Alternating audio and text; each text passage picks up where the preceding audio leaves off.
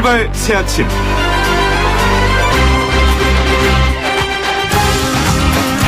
서초동 검찰청사 앞에서 28일 토요일 대규모 촛불 집회가 열렸습니다. 사법적폐청산 번국민시민연대가 검찰개혁을 촉구하고 조국 법무부 장관에 대한 수사를 비판하기 위해 주최한 집회였죠. 주최 측 추산 200만 명이 모인 행사였는데도 밤 10시쯤 마무리될 때까지 경찰에 연행되거나 앰뷸런스에 실려간 응급환자가 한 명도 없었던 평화 집회였다고 합니다.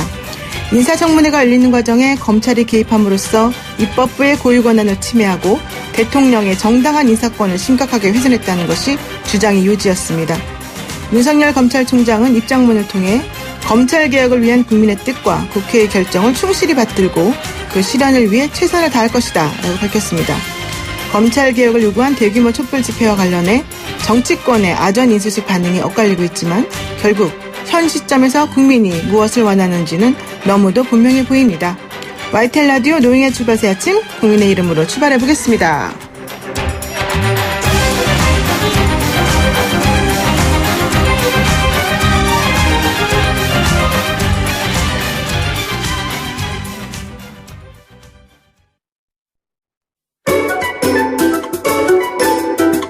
출근길 뉴스 정리해주는 친구 뉴스봇.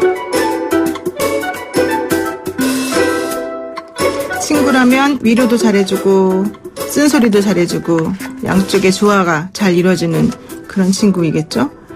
이종훈 시사평론가와 함께하는 뉴스벗 시간입니다. 안녕하세요. 네, 안녕하세요. 어제 윤석열 검찰총장이 그 서초동에서 있었었던 검찰개혁 관련 촛불 집회에 대해서 입장문을 내놨습니다. 네, 뭐 입장문을 안 내놓을 수가 없는 거죠. 처음에는 없다 그랬는데 공식 입장이었죠. 예, 근데 뭐 촛불 집회도 열리고 결국 뭐 응답하라 윤석열 뭐 이렇게 얘기하니까 응답을 해야 하는 그런 그 상황이 돼버린 거죠. 네, 그렇군요. 검찰개혁에 관한 검찰총장의 입장이라고 하는 제목의 입장문을 낸 거고요. 뭐라고 얘기를 하셨느냐? 크게 두 가지입니다. 검찰개혁을 위한 국민의 뜻과 국회의 결정을 검찰은 충실히 받들고 그 실현을 위해 최선을 다할 것이다. 다만 조 장관 관련 수사와 검찰개혁 문제를 연관짓는 것은 전혀 동의하기 어렵다. 검찰개혁과 조국 수사 별개다. 오직 수사로만 말하겠다. 이런 기조로 일단 읽힙니다. But 대검찰청 앞 촛불 집회에 고무된 더불어민주당은 당내에 검찰개혁 특위를 설치하기로 했습니다. 특위의 위상 역할은 오늘 구체적으로 공개를 한다 그러는데 잘못된 수사 관행이나 피의사실 유포 등에 대한 제재 방안을 아마 마련할 것으로 이렇게 지금 보이고요. 이런 속에 검찰은 정경심 교수 소환 시기를 정 교수 측과 조율 중인 것으로 전해지는데 이번 주 초반 출석 가능성이 높다. 이런 분석입니다. 오늘과 내일 또 대정부 질문이 있는데 역시 뭐 조국 대전이 될 가능성이 높고요. 다음 달 2일부터 또 국정감사 열리지 않습니까? 이것도 조국 대전으로 갈 가능성이 높아 보입니다. 지금 검찰총장이 내놓은 이 메시지가 사실 딱 두 문장인데요. 이 두 문장이 의미하는 게 뭐냐에 대해서 또 해석하는 사람들이 여러 방식이더라고요. 우선은 뭐 검찰 개혁하겠다라는 원론적인 얘기를 하고 또 수사는 수사대로 하겠다 이렇게 말했거든요. 그냥 그렇게 평면적으로 이해하는 사람도 있지만은 이 뒷문장에 특히 좀 방점을 두어서 네. 나 수사하는데 방해하지 말아라 이렇게 또 내지는 뭐 수사 라인에게 끝까지 격려하는 그런 내용이다. 끝까지. 왜냐하면 조 장관 관련 수사와 검찰 개혁 문제를 연관짓는 것은 전혀 동의하기 어렵다. 이 문장이 사실은 그 두 가지를 해석이 가능해서 여기에 대해서도 또 이제 분석하시는 분들이 많은 것 같아요. 어떤 것 같으세요, 우리 평론가님은? 저는 뭐 끝까지 일단 수사 가겠다. 네, 수사 가겠다는 건 여기 표면적으로 나와 있고. 이런 의지로 그냥 읽힙니다. 그냥 그렇게 단순히. 그렇군요. 그게 곧 검찰 개혁이다라고 윤석열 총장은 생각하는 거 아닐까요? 네. 제가 봤을 때는 나한테 좀 이렇게 압력 넣지 말아라 이렇게 또 사실 좀 들리기도 하고요. 우리 팀은 끝까지 가라 이렇게 또 메시지를 주는 것 같기도 들리는데요. 어쨌든 앞으로 지켜보겠습니다. 그리고 교육부가 학생부 종합 전형에 대한 실태 조사를 실시하고요. 여당은 교육 공정성 특위를 구성했다. 근데 이게 논란이 좀 있다면서요? 네, 그렇습니다. 이것도 사실은 뭐 조국 장관 자녀 논란 때문에 시작이 된 일이죠. 유은혜 교육부 장관이 지난 26일에 10월 말까지 전국 13개 대학 대상으로 학종 실태 조사를 실시한다. 이렇게 발표를 했습니다. 네.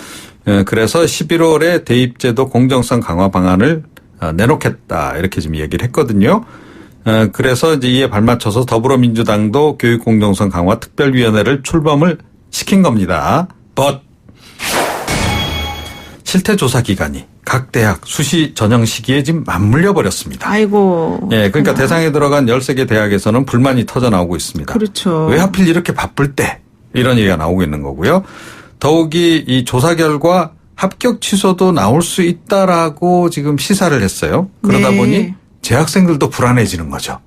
예. 뭐 어떻게 보면 학교의 기준에 따라서 자기네들은 뭐 합격 여부가 결정이 됐는데도 네. 자칫 학교 행정을 이 입시 행정이 잘못됐다 이러면 본인들이 불이익을 볼 수도 있는 거 아니겠습니까? 네. 그런 거고. 그리고 이 교육 공정성 강화 방안도 이미 정해진 거 아니냐 뭐 이런 얘기도 나와요. 결국 특목고, 자사고 입학생 비율 낮추는 쪽 아니냐 이런 얘기고, 반면에 정시 비중 확대 요구는 또 수용을 하지 않았거든요. 또 학종에서 비교과를 없앤다고 또 이야기를 하니까 일반고 역시 불만을 좀 표출하고 있는 이런 상황입니다. 여당의 이제 교육공정성 강화위원회에는 사교육계 출신들이 위원으로 참여를 했어요. 네. 그런데 정작 교사들은 제외가 됐습니다. 예. 왜 그런 거요? 모르죠. 그래서 이 부분도 이거 좀 이상하다. 예, 이런 지적이 좀 나오고 있는 예, 그런 상황이고, 네. 무엇보다 11월 말까지 방안 내놓는 게 과연 가능한 거냐. 너무 졸속 아니냐. 유은혜 장관 내년 총선 출마 일정이 맞춰진 거 아니냐. 이런 얘기까지 나오고 있습니다. 글쎄, 유 장관은 내년 총선 출마에 대해서 뭐 특별히 언급을 안 하고 있는 것 같은데, 출마 안 한다고 한 적 없다라고 네, 얘기를 했죠. 그렇죠. 네. 교사를 제외한 거는 아무래도 교사와 또 이렇게 금수저들 간에 뭐 이런 여러 가지 좀 이런 말하면 죄송합니다. 짬짬이가 우려되기 때문이다. 뭐 이런 얘기도 있긴 하더라고요. 어쨌든 그런 것들 때문에 우리가 좀 또다시 대입시와 관련된 여러 가지 것들이 바뀌고 있습니다. 자, 세 번째, 도축장에서도 아프리카 돼지열병 의심 신고가 들어왔는데 너무나 다행히도 음성 판정을 받았다. 네. 좋은 소식입니다. 예, 그렇습니다. 어제 충남 홍성군의 그 한 도축장에서 아프리카 돼지열병 의심 신고가 접수가 됐고, 그러니까 19마리가 폐사를 했다는 거죠. 네. 이게 왜 또 관심을 끌었냐면 중점 관리 지역인 경기도를 벗어난 곳이었다는 거죠. 그것도 양돈 농가가 아니고 도축장이다. 네. 이러면 확산 우려가 엄청나겠죠. 될 가능성이 높은 거 아니겠어요? 네. 그래서 굉장히 방역당국도 긴장을 했는데 다행히 이제 음성 판정이 나온 거고요. 네, 현재까지 양성 확진 판정 받은 곳이 모두 9곳이고 이 가운데 5곳이 지금 강화군입니다. 네. 그래서 강화군에 지금 모든 돼지 살처분하기로 했습니다. 참 마음 아프네요. 그런데 또 특별 재난 지역으로 이 강화군을 선포하는 방안도 검토 중이라고 하는데 감염 경로는 여전히 안 밝혀지고 있고 장기 미제 사건으로 남을 것 같네요. 근데 그 충남이 양돈의 메카라면서요. 그래서 그럼요. 양돈의 메카가 만약에 양성 판정 났으면 아주 그냥 뚫렸다. 이렇게 볼 더군다나 수 있는 도축장에서 거라서. 발생했다 그러면 뭐 그 농가로 번지는 건 뭐 그러니까요. 일순간이 될 수도 그리고 또 있는 이 거죠. 살처분하신 분들의 트라우마가 10년도 더 간다는 얘기도 있던데. 맞습니다. 하여간에 너무 괴롭습니다. 예, 오늘 여기까지만 듣겠습니다. 예, 고맙습니다. 네. 네, 오늘 말씀 감사합니다. 지금까지 이정훈 시사평론가였습니다. 아침을 시작하는 슬기로운 방법. 오늘 내게 이로운 뉴스. 노영희의 출발 새 아침 슬기로운 인터뷰. 네, 반포대로 왕복 8차로가 촛불로 가득 찼습니다. 검찰개혁 촛불 집회 사회자였던 방송인 노정열 씨, 지난주 저희 방송에서 인터뷰를 했었었는데요. 그때 다음 집회 참가자 수를 10만 명으로 예상한다 이렇게 말했었거든요. 그런데 모두의 예상을 뛰어넘은 대규모 집회가 열렸습니다. 물론 야당에서는 5만 명도 안 된다 이렇게 얘기를 하기도 하지만 검찰개혁 사법적폐청산 범국민시민연대에서는 150만 명에서 200만 명이 참석했다 이렇게 밝혔고요. 경찰은 2017년 이후에 이 집회 규모에 대해서 밝히지 않기로 했기 때문에 말을 안 하고 있습니다. 거리를 뛰어나온 시민들의 열망 그 어느 때보다도 더 눈여겨보고 귀담아 들어야 할 때가 아닌가 생각이 드는데요. 현장에 나가셨던 더불어민주당 안민석 의원을 통해서 검찰개혁 촛불 집회 이야기를 들어보겠습니다. 안 의원님 안녕하세요. 네, 반갑습니다. 고생 많으십니다. 네. 어제, 그제 지금 토요일 날 갔다 오신 거죠? 서초동에. 네. 그런데 그 지난주와 비교해서 참가 인원이 폭발적으로 급증했다. 왜냐하면 그러니까 지난주 말고 지지난주는 한 3만 명 정도를 얘기했던 것 같은데 갑자기 이렇게 늘어난 이유가 뭐예요? 세 가지라고 보는데요. 네. 첫째는 정치 검찰에 대한 분노 때문이고요. 네. 국민과 통치권자인 대통령 위에 군림하려는 정치 검찰에 대한 분노. 네. 특히 믿었던 윤석열 총장에 대한 대신이 분노로 바뀐 것 같고요. 두 번째는 검찰 개혁에 대한 열망 때문인 것 같아요. 네. 검찰 권력의 과잉을 국민들이 직접 목도하면서 네. 검찰 개혁이 꼭 필요하다는 열망들이 모아졌고요. 세 번째로는 검찰 개혁이 이번 아니면 안 된다는 위기의식의 발로라고 봅니다. 특히 이번에 검찰 개혁의 골든타임을 놓치게 되면은 적폐청산 물 건너가고 또 수구 반동 세력에 준동이 돼 있지 않을 거라는 위기의식이 지난 토요일 날 그런 촛불 집회에 많은 인파가 보이겠다고 봅니다. 정치 검찰에 대한 분노와 믿었던 윤 총장에 대한 배신감, 검찰 개혁에 대한 열망, 또 이번이 마지막이다라고 하는 배수의 진을 치고 나갈 수밖에 없는 이런 상황들이 토요일에 집회를 만들었다 이런 얘기신데요. 네, 지금 보고 있습니다. 네네. 조국 장관의 부인을 기소하고 대규모로 압수수색을 벌이고 이런 여러 가지 일련의 검찰 행보가 시민 사이에서는 검찰이 화나면 누구에게나 그 칼날을 향할 수 있겠다라는 위기의식을 조금 갖게 만들었다. 또 실제 조 장관 자택 압수수색 이후에 집회 참여자가 급격히 늘었고 이 검찰 수사에 대해서 부정적으로 생각한 여론이 늘었다. 뭐 이런 식의 얘기들이 좀 있거든요. 이건 어떻게 생각하십니까? 이런저런 그런 이제 현장의 이제 목소리를 좀 정확히 보면요. 그날은 이제 크게 두 가지 목소리가 좀 혼재됐던 것 같아요. 네.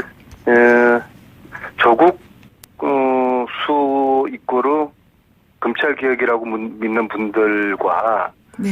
조국 지지는 아니지만 검찰 개혁을 위해서 나왔다는 분들이 이렇게 그날 혼재됐던 것 같아요. 네네.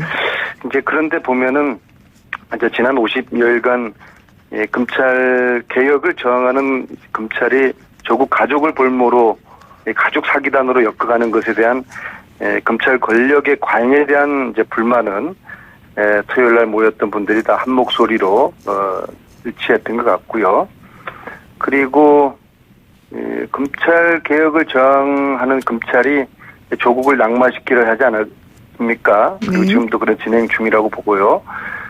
조국을 잡기 위해서 조국 가족을 잡으려 했다는 것을 국민들이 이렇게 알고 계신 것 같아요. 그리고 이러한 검찰의 저항을 더 이상 용납하지 않겠다는 그런 현장의 목소리를 그날 확인할 수 있었고요. 뭐 제 생각보다는 가능한 한 현장의 목소리를 그날 이제 들으러 갔기 때문에 이렇게 말씀을 드리는 겁니다. 그래서 결국은 이 조국과 조국 가족이 지난 50일 동안 받은 고통이 이제는 검찰 개혁이라는 이제 시대적 화두로 성화되어 가는 듯하고요. 네. 그래서 아이러니하게도 검찰 피의자 조국이 검찰 개혁의 아이콘이 되어서 조국 낙마가 아닌 윤석열 낙마가 더 우려되는 상황으로 반전되는 그런 커다란 국면 전환이 지금 되고 있는 것 같습니다. 국면 전환이 되고 있고 지금 모임에 온 사람들은 조국을 수호하는 것이 검찰 개혁이다 이렇게 바라보는 사람도 있지만 조국 수호와는 별개로 검찰 개혁이 매우 중요하다라고 해서 온 사람들도 상당히 있기 때문에 조국과 무관하게 윤석열 총장에 대해서도 조금 생각을 달리하는 부분들이 생기는 것 같다 이런 건데요. 이게 그러면은 3년 전에 국정농단 촛불 집회와 좀 많이 다르다고 봐야 됩니까? 제가 볼 때는 세 가지 면에서 좀 차이가 있더라고요. 네네. 3년 전에도 열심히 촛불 집회에 저도 참가했는데 비교를 해보면요. 우선적으로 3년 전에는 이제 조직적 참가가 많았는데 이번에는 개별적 참가를 이렇게 모였어요. 그래서 3년 전처럼 집회 장소에 깃발이 거의 눈에 띄지 않았다는 그런 특징이 있고요. 네. 두 번째로는 3년 전에는 광화문에 대형 무대가 설치되었고 또 곳곳에 스크린들이 설치되어서 하여튼 조직지구 체계적으로 이루어졌었는데 지난 토요일 같은 경우는 무대도 조그만 무대 하나밖에 없었고 다수의 군중 집회 참가자들은 무대를 바라볼 수가 없는 위치가 있었고요. 네. 시나리오도 없었고 네. 그러나 그렇게 수많은 군중들이 무대 없이 그냥 땅바닥에 쪼그려 앉아서 검찰개혁 구호 하나만 외치면서 아주 몇 시간을 그렇게 9시, 10시까지 버틸 수 있었다는 게 참으로 위대한 국민이었고요. 네. 따라서 세 번째로 순도와 강도 면에서 3년 전보다는 훨씬 더 견고한 것 같아요. 왜냐하면 검찰개혁이라는 단일 주장으로 모인 분들이기 때문에 훨씬 더 3년 전보다는 대우가 좀 강고했다는 그런 느낌을 받았습니다. 그러니까 조직적이거나 참여하는 사람들을 위한 어떤 종류의 혜택, 배려 이런 것들은 있지 않았지만 오히려 자발적이고 개발적으로 참여를 하면서 시나리오도 없이 모여서 더 오히려 결집하는 모습을 보여준 것이다. 이게 사실 조금 더 무서운 거다. 이런 얘기죠.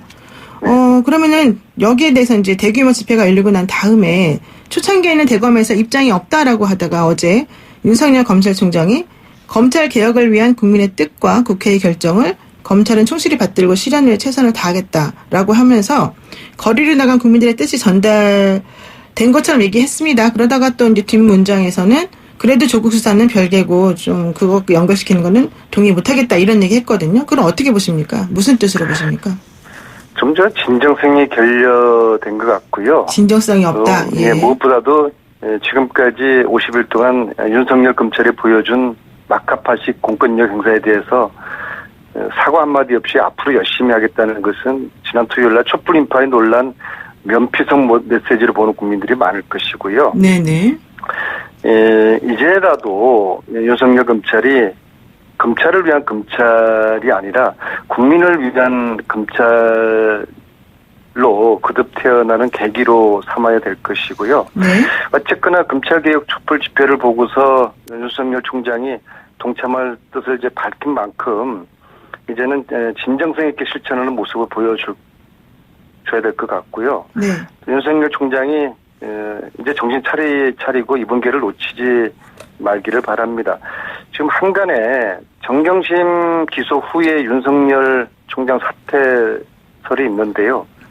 이것도 역시 사실이 아니기를 바랍니다. 검찰 스스로가 개혁의 대상이 아니라 이제 개혁의 주체로 거듭나는 계기가 되어야 한다고 보고 특히 이제 지난 토요일 날 촛불 민심을 계기로 검찰이 거듭나고 정신을 똑바로 차리길 바라겠습니다.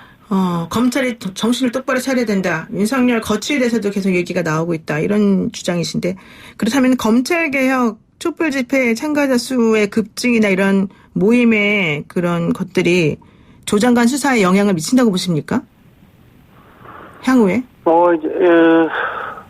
민심이 천심이고 이제 국민들의 뜻이 네. 지난 토요일 날 이제 표출되었다고 보고요.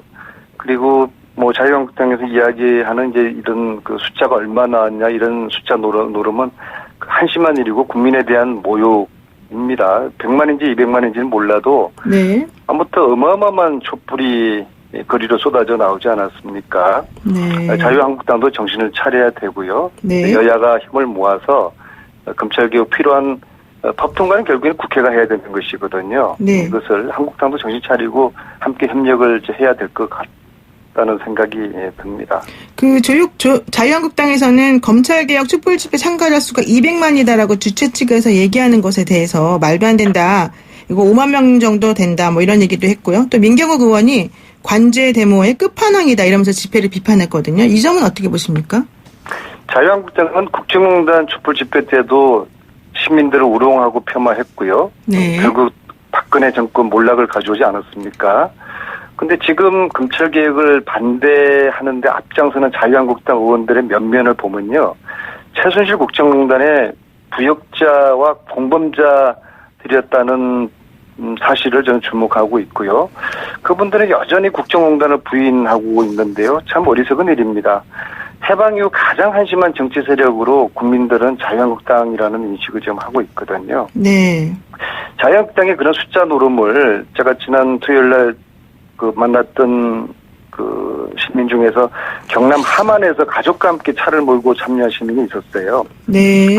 그분은 자유한국당의 숫자 노름 듣는다면은 기가 막힐 것 같고요. 앞으로 10월달 주말마다 촛불이 전국과 서울을 메울 텐데요. 자유한국당이 숫자 노름으로 민심을 외면하지 않기를 바라고요. 근데 제가 볼 때는 자유한국당도 결국에는 검찰개혁하라는 민심에 슬그머니 무임승차하게 될 것으로 봅니다. 아, 그렇군요. 지금 7505 쓰시는 애청자분께서 의원님께 여쭤보는 것 같아요. 민심 팔지 마십시오. 검찰개혁의 실체가 뭡니까? 이렇게 물어보시거든요. 도대체 그 촛불 집회에서 나타난 검찰개혁의 실체 혹은 검찰개혁이 원하는 모양 이거는 뭔가요, 그러면? 근데 지금 국회에 계류되어 있는 공수처 네. 법 통과하고요. 네. 검경 수사권 조정하는 이 법안 통과하는 것인데요. 한마디로 검찰 권력을 국민에게 돌려주고 과도한 검찰의 공권력 행사를 막아야 한다는 것이 지난 토요일 날 국민들의 민심을 통해서 이제 확인되었다고 보고요. 네. 그동안 저희 민주당에서도 검찰개혁에 대한 속도 조절론이나 또 조국 장관에 대한 좀 의견에 대한 입장 차이가 있었는데요. 네. 다행히도 지난 토요일 날 어마어마한 촛불 집회로 확인된 민심 때문에 저희들 민주당 내부의 이런 온도차도 극복할 수 있는 좀 좋은 계기가 되었다고 보고요. 앞으로 저희 민주당도 검찰개혁 페달을 아주 세게 밟을 거라고 생각합니다. 조국 수사와 관련해서 더불어민주당이 보여주는 태도에 대해서 사실은 살아있는 권력도 수사하라고 하더니 왜 위선적으로 이런 것에 대해서는 또 뭐라고 하느냐라는 비판도 있어요. 그래서 6355 쓰시는 분도 살아있는 권력도 수사하라더니 왜 이러시나요? 뭐 이런 문자도 보내기도 하셨는데요. 더불어민주당에서는 그 통제받지 않는 무소불위 검찰 권력이 폭주하고 있다. 그렇기 때문에 살아있는 권력에 대한 수사 이렇게 보는 것이 아니라 그것을 우리가 뭐 막는 것이 아니라 무소불위의 검찰 권력의 폭주를 막는 데도 방점이 있다. 지금 이런 식으로 비난이나 비판에서 얘기하고 있거든요. 지금 네, 제가 볼 때는 지난 토요일 날 촛불 민심이 네. 앞으로 전국을 가르는 이제 분수령이 되었다고 보는데요. 네. 이전까지는 조국이나 조국 가족에 대한 문제, 가족 수사가 초점이었다 그러면은 이제 앞으로는 검찰 개혁의 그런 페이지로 지금 가게 될 거라고 보고 있습니다. 그렇군요. 예, 어쨌든 앞으로도 계속해서 지금 이런 공방이 이어지지 않을까 생각이 드는데요. 일단 계속 나가실 예정이신 거죠? 촛불 집회. 네, 그럼요. 촛불 혁명 시즌 2가 예감되고 있다고 보고요. 시민의 한 사람으로서 동참하는 것은 당연한 일이고요. 네. 10월은 촛불 들기 딱 좋은 계절이지 않습니까? 네. 특히 이번 주에 만약에 정경심 교수 기소가 현실화되면은 네. 지난주보다 2배가 넘는 촛불이 모일 것이고요. 네. 그리고 모인 인파들은 한 목소리로 검찰 개혁을 요구할 것이고요. 네. 만약 그렇게 된다면 윤석열 총장은 스스로 그치를 정해야 하는 불행한 상황을 맞게 될 수도 있고요. 이런 불행한 일이 현실화되지 않기를 바랍니다. 네, 정경심 교수의 기소와 윤석열 총장의 거취가 연동될 수 있다 이런 얘기십니다. 예, 말씀 여기까지 듣겠습니다. 고맙습니다. 네, 수고하세요. 네, 지금까지 더불어민주당의 안민석 의원이었습니다.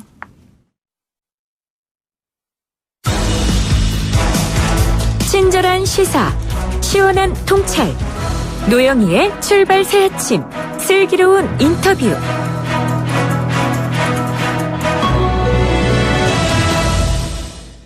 YTN 라디오 노영희의 출발 새 아침 슬기로운 인터뷰 시간인데요. 설기문 마음연구소 소장 모셨습니다. 우리 설 소장은 최면 전문가십니다. 이 화성 연쇄살인 사건과 관련해서 최면 수사가 이루어졌는데요. 목격자를 대상으로 최면을 통해 오래된 기억을 끄집어내어서 이게 영화 속에서나 봤던 이런 식의 최면 수사로 실제 수사에 도움이 될 수 있을지 한번 확인해 보겠다는 겁니다. 전문가와 함께 최면 수사가 뭔지 또 화성 연쇄살인 사건의 돌파구를 마련하기 위해서 최면 수사에 있어서 주의해야 될 점은 무엇인지 이런 것도 확인하겠습니다. 소장님 안녕하세요. 네, 안녕하세요. 설기문입니다. 네, 설기문 소장님은 무한도전 등과 같은 예능 프로그램을 통해서 많이 알려지기도 하셨고요. 또 네네. 최면 전문가, 설기문 마음연구소 이런 걸로도 활동을 많이 하고 계시지 않습니까? 네네. 그래서 저희가 지금 최면이라는 게 도대체 뭐냐, 뭐 네. 레드선 이러면서 우리가 그동안 봐왔던 뭐 이런 네네. 것들은 조금 약간 희화적이고 좀 믿기가 어려운 부분들이 좀 있긴 있었었는데요. 네네. 이걸 좀 정확히 설명을 해주시면 어떨까요? 네, 그 최면을 뭐 길게 설명하면 굉장히 길게 설명할 수 있지만 한마디로 설명하면요. 네. 몸과 마음, 즉 심신이 이완된 집중 상태다. 보통 이게 교과서적인 정의예요. 심신이 이완된 집중 상태요? 예, 그래서 최면에 걸린다고 하면 뭐 네. 무엇에 몰입하거나 집중하는 상태 이걸 의미하고 때로는 멍 때리는 상태에서 아무 생각이 없거나 무념무상의 상태가 된 것. 네. 무엇에 마음이 꽂힌 상태 이런 걸 말하기도 해요. 예를 들어서 남녀가 사랑에 빠지면 콩깍지가 쉰다 하잖아요. 네네. 이것도 사랑 최면에 걸리는 거예요. 빼놓을 수 없는 게 또 보이스 피싱 이것도 대표적인 최면에 걸리는 거죠. 보이스피싱도 최면입니까? 네, 변호사님 혹시 Catch Me If You Can이라는 영화 혹시 네. 보셨거나 기억하시나요? 네네, 봤습니다. 예. 네, 스티븐 스필버그 감독의 그 영화도 보면은요. 주인공이 계속해서 최면 걸면서 사기를 치는 거거든요. 상대방의 눈을 쳐다보면서요. 예. 뭐에 홀리게 만들고, 뭐에 빠지게 만들고, 다른 생각 못하게 만들고. 그러니까 이렇게 최면에 걸리면 무의식이 활성화가 돼요. 그래서 평소에 의식 차원에서는 기억하지 못하는 것들이 네. 무의식에서 자연스럽게 발현되기 때문에 무엇을 쉽게 기억하거나 떠올릴 수 있게가 되는 거예요. 그러니까 최면에 걸리면 특정 네네. 사건과 관련한 기억이 쉽게 발휘가 되면서 평소에 발휘되지 않았던 집중력이나 잠재 능력 같은 것도 발휘될 수 있게 된다. 그러니까 이게 이제 법체면으로 연결될 가능성이 굉장히 높은 거죠. 그러니까 우리 심리학과에서는 보통 그 무의식이라고 하는 게 이제 일상생활에서는 나타나지 않고 좀 얽눌려 네. 있다가 어떤 예. 자극을 주면은 그게 올라온다. 맞습니다. 이 네. 얘기인 건데 최면도 그렇죠, 그런 식으로 그렇죠. 자극을 준다는 얘기시네요. 그렇죠. 그러니까 뭐 잘 아시겠지만 그 개가 종소리 듣고 침 흘리잖아요. 네. 이거 심리학에서는 이제 조건 형성이라고 설명하는데 최면으로 가면은 네. 그게 최면에 걸린 거예요. 개가 그러니까 종소리에 최면 걸려갖고 종소리만 들으면 침이 나는 그런 반응이 일어나는 거죠. 그러니까 보이스 피싱에 자기도 모르게 네. 뭐 비밀번호를 가르쳐 준다거나 네. 아니면 뭐 그렇죠 계좌번호를 가르쳐 준다거나 이거하고 이제 원리가 비슷하고 사랑에 빠진 그 남녀가 상대방이 뭐 하면 그냥 이성적인 판단하지 못하고 그냥 수긍하고 따라가지 않습니까? 유괴되는 아이가 유괴될 때도 마찬가지로 판단을 못하고 네. 아저씨가 뭐 사줄게 하면 따라가는 이게 다 최면 현상이라고 설명이 되는 거죠. 네, 파블로프의 개 실험을 최면으로 설명한 건 제가 처음 들었습니다만 어쨌든. 예, 실제로 그렇습니다. 예, 알겠습니다. 실제로 이제 최면에서는 그렇게 설명을 해요. 그리고 그렇군요. 원리도 그러하고. 네, 알겠습니다. 어쨌든. 네. 그래서 뭐 양파 먹어놓고도 아우 맛있다, 사과 맛이 난다 이런 얘기하는 사람도 있는 건데 어쨌든. 걸려버리면은 예. 감각이 달라지는 거거든요. 아, 감각이 달라지는군요. 그러니까 똑같은 식사도 좋아하는 사람, 사랑하는 사람하고 먹는 식사하고 네. 재수 없는 사람하고 먹는 식사는 맛이 다르잖아요. 네. 객관적으로는 똑같은 음식인데도. 네, 그렇군요. 네, 일단 제가 우리 화성 연쇄살인 사건 관련해서 좀 네. 여쭤보겠습니다. 시간이 네네네. 얼마 없어서. 예. 네네. 이번 화성 연쇄살인 사건 수사 과정에서 네. 법 최면 전문가들이 투입돼서 최면 수사를 했다 이러는데 네네. 이게 실제 무슨 도움을 받기 위해서 이런 수사를 하는 건가요? 이게 이제 법 최면이 이제 포렌식 최면이다 이렇게 볼 수 있는데 포렌식 최면이요? 예. 예, 포렌식 우리 포렌식이란 말을 요즘 많이 쓰잖아요. 네네. 그러니까 최면에서도 포렌식 최면이라는 말을 쓸 수 있어요. 실제로 영어에서는 포렌식 히프노시스라고 그러거든요. 포렌식 사이칼러지가 있고 그러니까 네. 법 심리학 할 때 포렌식 사이칼러지가 있는데 최면은 영어로 히프노시스니까 포렌식 네. 히프노시스 이게 이미 이제 서양에는 이미 뭐 되고 있어요. 나중에 또 말씀드리겠지만 네. 이제 법 최면에서는 일차적으로 이제 피해자가 피해 당시에 너무 당황하고 갑작스러운 상황이었기 때문에 기억을 잘 못할 수가 있잖아요. 네. 이럴 때 이제 최면을 하면은 그때 기억이 살아나는 거죠. 그럼 무조건 뭐 모든 기억이 다 살아난다 이런 뜻은 아니에요. 기억 중에 단 한 조각이라도 찾아내면 그게 이제 범인 잡는 데 굉장히 도움되죠. 그 다음에 주변의 목격자들이 뺑소니 차를 봤단 말이에요. 네.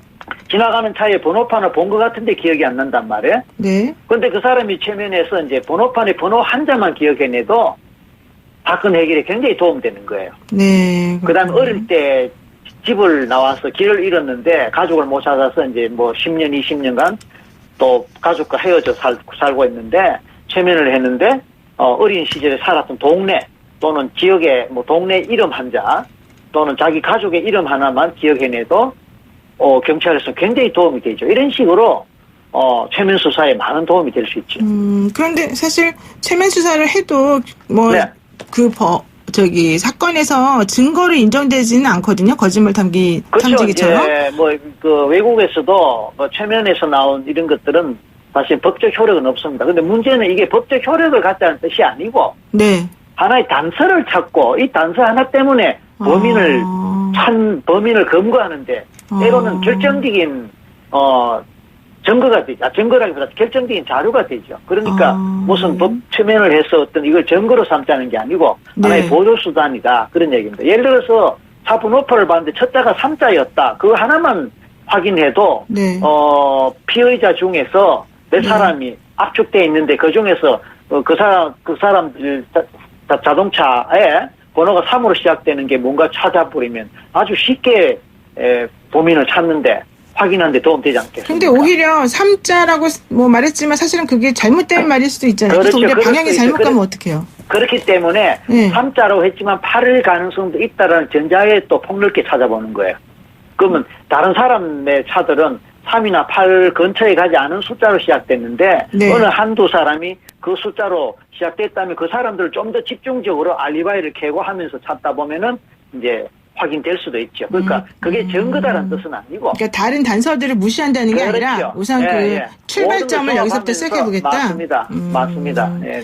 그러면은 어떤 사람은 최면이 잘 걸리고 어떤 사람은 최면이 안 걸리잖아요. 또 어떤 사람은 그렇죠. 의식이 있으면서도 거짓말로 최면 걸린 것처럼 그렇죠. 하기도 하잖아요. 이런 거 다 네네네. 어떻게 잡아냅니까? 그러니까 이제 최면에서 나왔다고 다 믿질 않지요. 거짓말의 가능성이 있고 첫째, 둘째는 네. 조작된 기억일 가능성이 있고 셋째, 우리 무의식도 착각을 하거든요. 네. 네, 어린 시절에 봤던 기억하고 그것을 성인이 돼서 봤을 때 확인해 보면 다르잖아요. 마치 어릴 때 다니던 초등학교 유치원 가보면 너무나 작게 보이잖아요. 네. 어릴 때는 그 넓게 보였던 운동장이 성인이 돼서 가보면 그냥 몇 걸음 뛰면 저 끝까지 가는 것처럼 작게 보이잖아요. 그러니까 네. 우리 기억이 항상 정확하거나 이게 객관적이 아니에요. 기억 자체가 주관성이 굉장히 많거든요. 그러니까 네. 그런 걸 다 감안해서 조사를 하고 판단합니다. 그러면은 이번에요. 네. 화성 연쇄살인 사건의 용의자로 지목된 이춘재. 네. 이춘재 씨 같은 경우는 최면해도 답이 안 날 거다 이런 얘기도 하기도 하고 그렇죠. 지금까지 저는 이제 범인을 그런 계속 경우에 부인하는데요. 예. 그런 이제 실제로 범인에 해당되는 사람은 최면을 해도 소용이 별로 없습니다. 아, 그래요? 왜냐하면은 예. 최면에서도 의식이 있고 자기 판단 다 하거든요. 그러니까 잠자는 상태에서 잠꼬대 하는 게 아니란 말이에요. 그러니까 최면에 걸려도 의식은 그대로 있어서 판단을 하고 비판도 하고 분석도 하기 때문에 자기한테 불리한 증언은 안 하지요. 그럼 그러니까 방어기제가 작동하는 거예요? 당연히 방어기제가 작동하죠. 그렇기 때문에 실제로 실제로 범인이라고 해당되는 사람은 이제 최면을 해도 소용이 없고, 그러니까 오히려 그것을 이제 하나의 참고로 해서 이 사람이 자꾸 피해가는 그런 걸 보면 이 사람이 방어를 한다라는 거를 또 객관적으로 아니면 수사관들이 판단한다면 오히려 그 사람이 더 의심을 받을 가능성은 있지요. 네, 그렇군요. 예. 저희가 범죄심리학자 이수정 교수하고 이번 화성 연쇄살인 사건에 관해서 인터뷰를 했었었는데, 네네. 그때 이수정 교수가 범인이 이춘재 한 명이 아닐 가능성이 있다, 이런 얘기도 했거든요. 어떻게 네. 보세요? 그건 아무도 모르죠, 사실은. 아무도 모르죠. 최면하시는 분의 입장에서 봤을 때 이춘재의 행동이나 태도나 이런 걸 보면은 조금 실마리가 안 나옵니까? 종합적으로 관찰을 하고 판단하면 실마리는 잡을 수 있겠죠. 그러나 아무리 실마리는 있다 하더라도 본인이 계속 거부하고 네. 부정한다면 어쩔 도리가 없겠죠.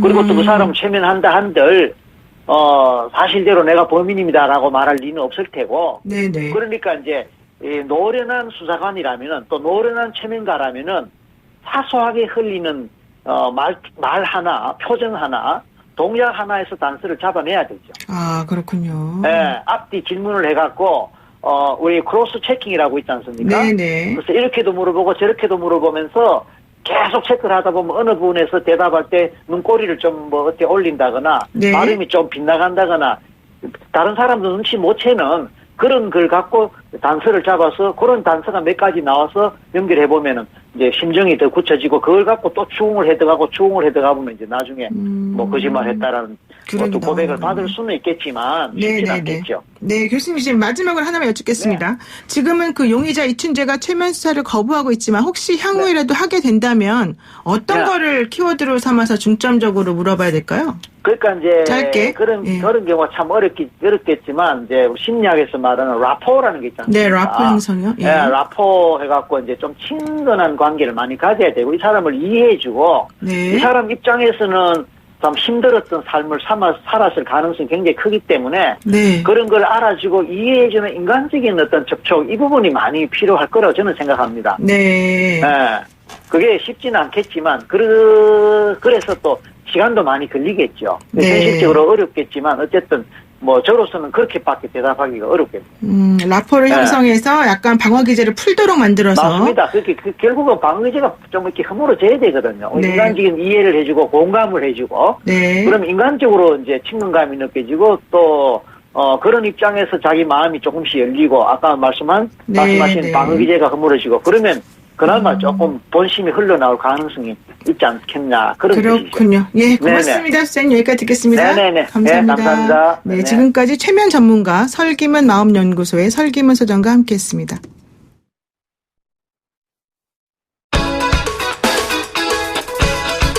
네, 1, 2부 어떻게 들으셨습니까? FM 94.5MHz YTN 라디오 노영의 출발새 아침. 네, 벌써 반이 지났습니다. 8시 뉴스 들으시고요. 10분에 돌아올 건데요. 너무 시간 빨리 가죠? 이따가 봐요.